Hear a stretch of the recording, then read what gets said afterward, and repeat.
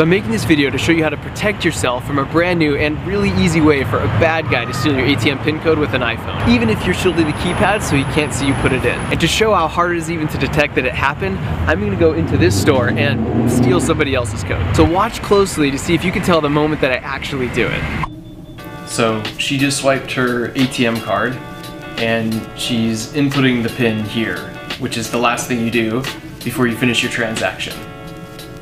And then I step up to make my purchase. So that was it. If you missed it, let me play that last part over again. You'll see as I walk up, my phone just briefly hovers over the keypad.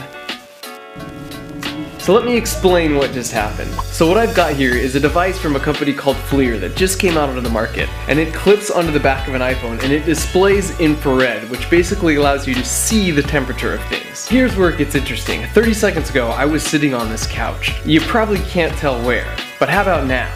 Anytime two objects interact, they will tend toward thermal equilibrium, so they basically try and meet in the middle temperature-wise. And since I'm warmer than the couch, heat flows from my body to the spot on the couch where I'm sitting. So this leaves behind a thermal signature because it'll take a little time for that spot on the couch to cool back down and reach thermal equilibrium once again with the air. Likewise, if I set my warm hand on the cold wall, afterwards my hand is slightly colder, but the wall is slightly warmer where I touched it. And as you probably guessed by now, your fingers leave a thermal signature when you type your PIN code into a debit card machine like this.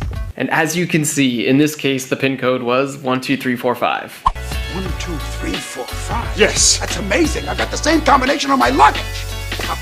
And it gets worse, because since the heat signature fades with time, the bad guy can figure out the order in which the keys were pressed, because the hottest button is likely the one that was pressed last, and the dimmest button is likely the one that was pressed first. So after doing some digging around on this, I was able to find a paper that was published about this method by some researchers at UCSD several years ago. According to their data, they could guess the right PIN code numbers 80% of the time if the image was taken right after. And if the image was taken a full 1 minute later, they still had a 50-50 chance of getting the numbers right. The scary thing is back then, infrared cameras cost $10,000, and it would be really hard to discreetly sneak something of this size into the store. Now, an infrared camera looks like an iPhone case. They're a couple $100, and you can get them at any Apple store.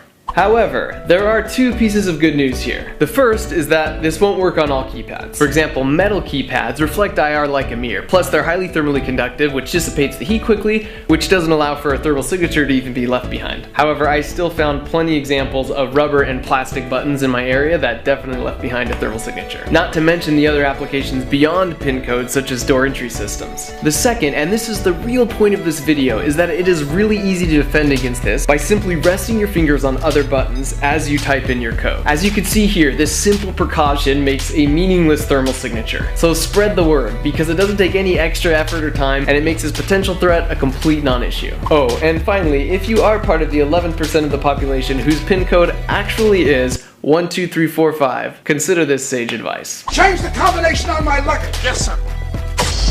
Ah!